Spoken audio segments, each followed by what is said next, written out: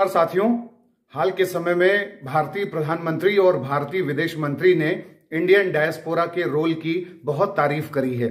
Indian diaspora Bharat के नव निर्माण में बहुत महत्वपूर्ण भूमिका निभाता है और उसकी इस भूमिका को लगातार मान्यता दी जा रही है। यानी जो प्रवासी भारतीय समुदाय हैं, दुनिया भर में फैले हुए हैं, वो अपने अलग अलग योगदान के चलते भारत को मजबूत करने की दिशा में अपना योगदान दे रहे हैं। साथियों, क्या हमने कभी सोचा है कि जो प्रवासी भारतीय हैं, इनका क्या इंपॉर्टेंस है? भारत की विदेश नीति में इनको क्यों तवज्जो दिया जाता है? क्यों भारत सरकार इंडियन डायस्पोरा के इंटरेस्ट्स के लिए इतनी सेंसिटिव तरीके से काम करती है? अगर प्रवासी भारतीयों को कोई समस्या होती है विदेशों में, तो भारत सरकार बहुत तत्पर होकर के कार्रवाई करती है। इसके पीछे क्या रीजन है? तो सबसे पहले साथियों, हम ये जानें कि जो इंडियन डायस्पोरा है is the largest diaspora in the world. पूरी दुनिया में सबसे ज्यादा जो प्रवासी समुदाय है वो भारत का प्रवासी समुदाय रहता है। 32 मिलियन ऐसे प्रवासी समुदाय हैं जो मतलब भारतीय प्रवासी हैं, वो दुनिया के अलग अलग हिस्सों में रहते हैं, जिसमें से 17 मिलियन पीआईओ हैं, यानी पीपुल्स ऑफ इंडियन ओरिजिन, और लगभग 15 मिलियन जो हैं एनआरआई हैं, नॉन रेजिडेंट इंडियंस। तो ये दुनिया के अलग अलग हिस्सों में अलग अलग अपना जॉब कर रहे हैं, जैसे डॉक्टर्स हैं, इंजीनियर्स हैं, सॉफ्टवेयर इंजीनियर हैं, या कंस्ट्रक्शन के बिजनेस में लगे हैं, या वकील हैं, लीगल प्रैक्टिशनर हैं, और भी अलग अलग क्षेत्रों में पार्लियामेंटेरियन के रूप में अपनी भूमिका निभा रहे हैं। कहीं सांसद हैं, कहीं वाइस प्रेसिडेंट हैं, कहीं प्रधानमंत्री भी हैं, ऋषि सुनक को आप जानते हैं। तो इस तरीके से जो बहुत अच्छे पद हैं, पोस्ट्स हैं, उन सब पर भी ये काबिज हैं। और उसके साथ साथ जो माइग्रेंट लेबरर्स हैं, यानी जो प्रवासी श्रमिक हैं, वो भी अलग अलग कामों में दुनिया के अलग अलग हिस्सों में लगे हुए हैं, और इन सबके हितों की सुरक्षा करनी आवश्यक है। लेकिन हितों की सुरक्षा करने के पहले जरूरी चीज ये हो जाता है कि हम ध्यान उसी पर देते हैं जो हमारे लिए बहुत महत्वपूर्ण होता है, हमारे बारे में जो सोचता है, हमारे हित में जो काम करता है, तो हम भी उसके हित में काम करते हैं। तो इंडियन डायस्पोरा भारत के हित में किस तरीके से लाभदायक है, पहले उस पर चर्चा करते हैं। तो साथियों, सबसे जरूरी बात यह है कि लार्जेस्ट रेमिटेंस प्रोवाइडर के रूप में इंडियन डायस्पोरा अपनी भूमिका निभाता है। यानी वर्ल्ड बैंक की जो रिपोर्ट है लेटेस्ट 2023 वाली, वो कहती है कि 125 बिलियन डॉलर भेजा है इंडियन डायस्पोरा ने, जो अलग अलग देशों में रहते हैं, खाड़ी देशों में, कुवैत में, बहरीन में, यमन में, सऊदी अरब में, यूएई में, ऐसे देशों में, अमेरिका में जो रहते हैं, इन सब ने 125 बिलियन भेजा है। और ये जो रेमिटेंस आता है, यानी ये जो वित्त प्रेषण किया जाता है इंडियन डायस्पोरा के द्वारा, इससे भारत की अर्थव्यवस्था मजबूत होती है। ये हमारे बैलेंस ऑफ पेमेंट का हिस्सा होता है। तो इस तरीके से जो भारत की अर्थव्यवस्था है उसमें एक बड़ी भूमिका निभाता है। अगर 125 बिलियन डॉलर की बात करें तो इसको हम कंपैरेटिवली ऐसे देखें कि लगभग 135 बिलियन डॉलर का ट्रेड भारत और चीन के बीच में है, 150 बिलियन के आसपास जो है इंडिया और यूएस के बीच में है, और बहुत से ऐसे देश हैं जिनके साथ हमारा 200 मिलियन डॉलर का, 500 मिलियन डॉलर का व्यापार है, या 600 मिलियन डॉलर का, या 3, 4, 5 बिलियन डॉलर का, जैसे इजराइल के साथ हमारा 5 बिलियन डॉलर का व्यापार है। रूस की बात करें तो रूस के साथ 65 बिलियन डॉलर का व्यापार है। ऐसे ही सऊदी अरब के साथ और यूएई के साथ 60 से 65 बिलियन डॉलर का व्यापार है।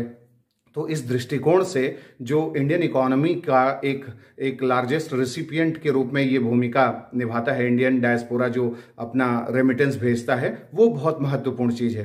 दूसरी बात है साथियों कि इंडिया का जो सॉफ्ट पावर है उसके ब्रांड एम्बेसडर के रूप में काम करता है जो इंडियन डायस्पोरा है। दुनिया के अलग अलग हिस्सों में रहने वाले जो प्रवासी भारतीय हैं, वो भारत की संस्कृति, भारत की परंपरा, भारत का धर्म, भारत का जो विधि विधान है, पूजा पद्धति है, आराधना पद्धति है, इन सब के बारे में, जो योगा है, जो आयुर्वेद की प्रथाएं हैं, इन सब के बारे में पूरी दुनिया में प्रचार प्रसार करता है, और उसके एक ब्रांड एम्बेसडर के रूप में, एक रिप्रेजेंटेटिव के रूप में काम करता है। गीता, महाभारत, रामायणा, जितने भी हमारे स्पिरिचुअल ऐसे ग्रंथ हैं, इन सब के बारे में भी पूरी दुनिया में प्रचार प्रसार करने का काम इंडियन डायस्पोरा करता है। और यही कारण है कि जो हमारे जयशंकर हैं विदेश मंत्री, उन्होंने इसको अम्बिलिकल कॉर्ड यानी कि गर्भनाल जो है तक करार दिया।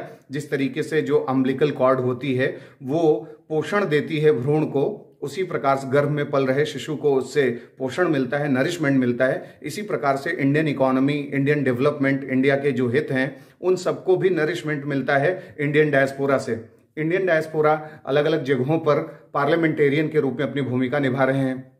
हम सभी जानते हैं कि लंदन में यूएस में, यूएस के सीनेट में, हाउस ऑफ रिप्रेजेंटेटिव में, इन सब जगहों पर अपनी महत्वपूर्ण भूमिका एक विधि निर्माता के रूप में, लेजिस्लेटर के रूप में इंडियन डायस्पोरा के लोग निभा रहे हैं। तो वहां पर भारत के हितों के संदर्भ में जब कोई कानून पारित करने की बात आती है या कानून को रोकने की बात आती है तो इंडियन डायस्पोरा महत्वपूर्ण भूमिका निभाता है। साथियों, आप लोगों को ध्यान होगा कि 2005 में जो सिविल न्यूक्लियर कोऑपरेशन डील हुआ था इंडिया और यूएस के बीच में, उसके पीछे इंडियन डायस्पोरा ही था उसको पास करवाने में। और भारत और अमेरिका के बीच में आज जो नाभिकीय व्यापार चल रहा है उसके पीछे इंडियन डायस्पोरा की भूमिका है। इसके साथ ही इंडियन डायस्पोरा में एक ऐसे लेजिस्लेटर हैं भारतीय मूल के, उन्होंने प्रस्ताव किया सीनेट में कि भारत को नेटो प्लस का सदस्य बनाया जाए। उन्होंने ये प्रस्ताव भी किया कि जो कैट्सा जो कानून है अमेरिका का, यानी countering America's adversaries through sanctions act, उसमें उसका वेवर दिया जाए, भारत को उससे छूट दिया जाए। काट्सा का जो निगेटिव इम्पैक्ट है वो भारत के हितों पर न पड़ने दिया जाए, इसके लिए वो प्रस्ताव लेकर के अमेरिका की संसद में आए थे और उसका प्रभाव पड़ा और भारत के ऊपर कोई भी ऐसा काट्सा के तहत कार्यवाही नहीं की गई, क्योंकि अमेरिका लगातार जो है भारत को चेतावनी भी देता रहा है कि अगर कोई भी अमेरिका का जो ट्रेड पार्टनर है वो अगर अमेरिका के एडवर्सरी से यानी शत्रु देश से कोई भी डिफेंस डील या ट्रेड करता है तो ऐसी स्थिति में उस पर इकोनॉमिक सैंक्शंस लगाया जा सकता है। तो भारत के ऊपर ये जो है तलवार लटक रही थी कि क्या काट्सा का इस्तेमाल करके भारत के हितों को डाउन किया जाएगा। ऐसा नहीं किया जा सका और इसके पीछे भी इंडियन डायस्पोरा का जो एक्टिविज्म है वो बहुत बड़ा रोल प्ले करता है। इसी प्रकार से साथियों, जो कनाडा की संसद है वहां भी अगर हम देखें जो खालिस्तानी मूवमेंट चल रहा है तो उस संदर्भ में भी वहां एक बेहतर माहौल भारत सरकार के संदर्भ में बनाने के लिए जो परिचर्चाएं होती हैं उसको देखा जा सकता है। ऑस्ट्रेलिया की संसद में, जहां जहां भारतीय मूल के विधि निर्माता हैं, ब्रिटिश संसद में, ब्रिटिश पार्लियामेंट में बोरिस जॉनसन के जो कैबिनेट था उसमें तो करीब 16 ऐसे मिनिस्टर्स थे जो भारतीय मूल के थे और अपनी योगदान कर रहे थे, भारत के हितों के पक्ष में कार्यवाही कर रहे थे। इसी प्रकार से साथियों, जो इंडियन डायस्पोरा है वो पूरा एक तरीके से जो इंडिया के सिविलाइजेशनल चीजें हैं इन सबको बहुत ज्यादा मजबूती देता है और इसीलिए भारत सरकार चाहती है कि ऐसे डायस्पोरा को इंडिया के, न्यू इंडिया के डेवलपमेंट से जोड़ा जाए। एनआरआई को वोटिंग देने की बात हुई, प्रॉक्सी वोटिंग की भी बात चल रही है। ये सब तमाम चीजें करके हमने इंडियन डायस्पोरा को अपने से मजबूती से जोड़ने की कोशिश करी है।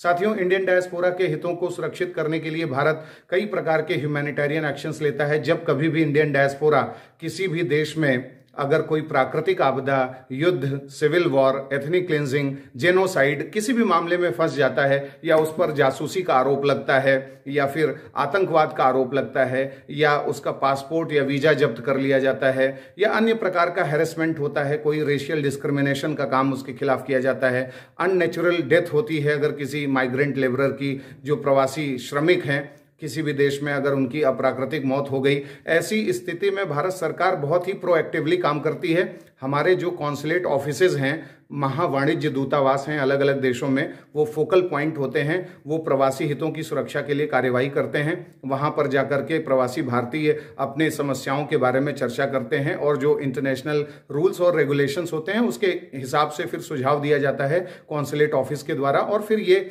बेहतर तरीके से इनके हितों का संरक्षण हो पाता है। तो साथियों, जो प्रवासी भारतीय हैं इनकी सुरक्षा के लिए अलग अलग समय पे भारत ने कई प्रकार के अभियान चलाए हैं।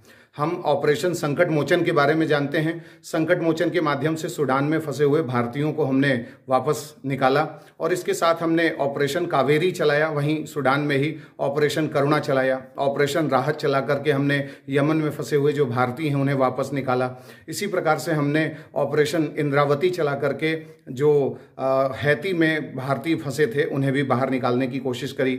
ऑपरेशन गंगा के माध्यम से हमने यूक्रेन से अपने नागरिकों को निकाला। ऑपरेशन देवी गंगा के माध्यम से हमने अफगानिस्तान तालिबान से जो प्रवासी भारतीय हमारे फंसे हुए थे उन्हें वहां से वापस निकाला।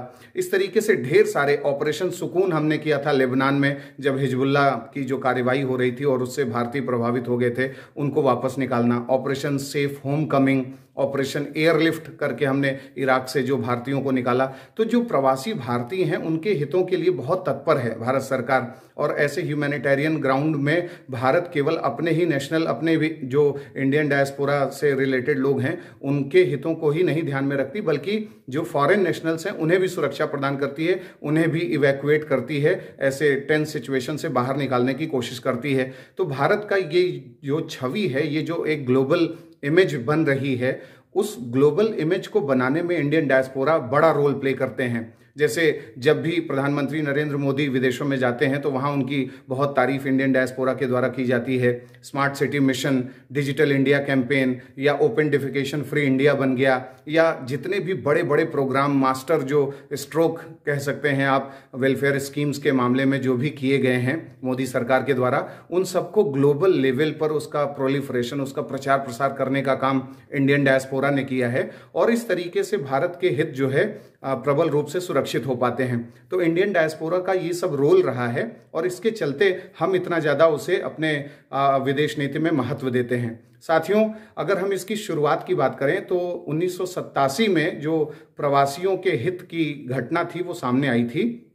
फिजी में सैन्य तख्ता पलट हुआ था, और जो वहाँ का राष्ट्रपति था, जब उसने मिलिट्री तख्ता पलट हो गया तो वहाँ भारतीय नागरिकों को सेकेंडरी सिटीजन, यानी जो द्वितीयक नागरिकता है, उस तरीके की स्थिति उनकी हो गई थी। और ऐसी स्थिति में जो भारत सरकार थी उसने उस समय फिजी को कॉमनवेल्थ से निलंबित करवाया और इकोनॉमिक सैंक्शंस लगाने की चेतावनी दी, और अन्य प्रकार की कार्यवाही किया कि फिजी में भारतीयों के हितों के साथ खिलवाड़ न किया जाए। और ये पहला ऐसा कदम था जहां प्रवासियों के हितों की सुरक्षा देखी जाती है। और उसके बाद 1990 में जब ग्लोबलाइजेशन शुरू हुआ, जब लेबर मोबिलिटी शुरू हुई, एक देश से दूसरे देश में श्रमिकों का आदान प्रदान शुरू हो गया, जब एलपीजी मॉडल सामने आया, तो ज़्यादा अच्छी स्थितियां बनी कि एक देश से प्रवासी माइग्रेट करके दूसरे देश में जाने लगे। और फिर उसके बाद हमारी सरकार और दुनिया के देशों की सरकारें बहुत ज़्यादा प्रोएक्टिव हो गई अपने डायस्पोरा के इंटरेस्ट को प्रोटेक्ट करने के लिए।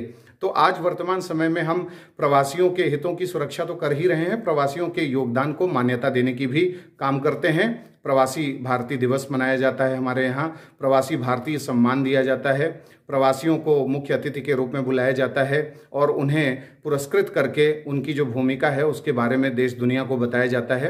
तो इस तरीके से हम जो उनको मान्यता देते हैं तो वो भी हमारी, यानी इंडिया की जो कल्चर है, इंडिया का जो पॉलिटिकल सिस्टम है, इंडिया का जो पॉलिटिकल कल्चर है, इंडिया का जो गुड गवर्नेंस मैकेनिज्म है, इंडिया का जो डिजिटल गवर्नेंस है, इंडिया किस तरीके से ग्लोबल लेवल पर लीडरशिप का रोल प्ले कर रहा है, किस तरीके से पर्यावरण के क्षेत्र में भारत जलवायु न्याय की बात करता है, क्लाइमेट जस्टिस की बात करता है, इन सब बातों को इंडियन डायस्पोरा दुनिया भर में फैलाता है।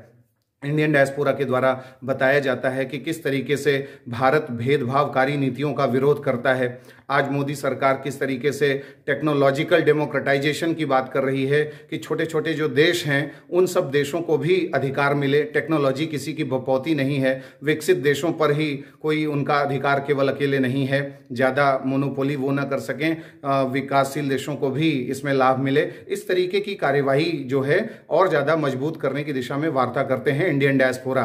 तो साथियों, यही सब उनकी भूमिका है और इसी भूमिका के आधार पर हम अपनी विदेश नीति में इंडियन डायस्पोरा को महत्व देते हैं। और हमारे विदेश मंत्री जयशंकर ने बिल्कुल सच कहा कि जो हमारे इंडियन डायस्पोरा हैं या प्रवासी जो भारतीय हैं वो हमारे लिए एक अम्बिलिकल कॉर्ड हैं, यानी गर्भनाल जैसे हैं जो भारत के हितों का पोषण करते हैं। तो साथियों, इंडियन डायस्पोरा के बारे में आपको क्या कहना है? आपके भी कई ऐसे रिश्तेदार होंगे जो प्रवासी भारतीय के रूप में दुनिया के अलग अलग हिस्सों में अपनी सेवाएं दे रहे होंगे। वो वहाँ से आते हैं जब भारत, तो बहुत ढेर सारी बातें वहाँ के कल्चर के बारे में और तमाम चीज़ों के बारे में साझा करते हैं और आप जो है उनके बारे में जानने की कोशिश भी करते हैं। तो आपका क्या विचार है, जो प्रवासी भारतीय हैं इनकी भारत के नवनिर्माण में और क्या भूमिका हो सकती है, क्या रोल हो सकता है? आपका क्या विचार है? आप हमें ज़रूर कमेंट बॉक्स में बताएं और इस चैनल को सब्सक्राइब करें और लोगों को बताएं इसके बारे में। धन्यवाद। अगले कार्यक्रम में जल्द ही मिलेंगे। नमस्कार।